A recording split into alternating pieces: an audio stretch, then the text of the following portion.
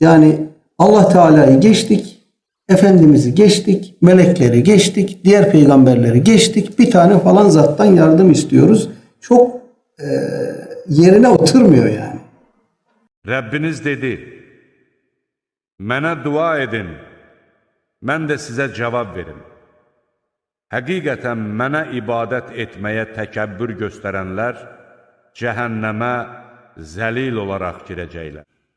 Darda qalan kimsə, yalvardığı zaman ona cavab verən, şəri sovuşduran və sizi yeryüzünün varisləri edən kimdir?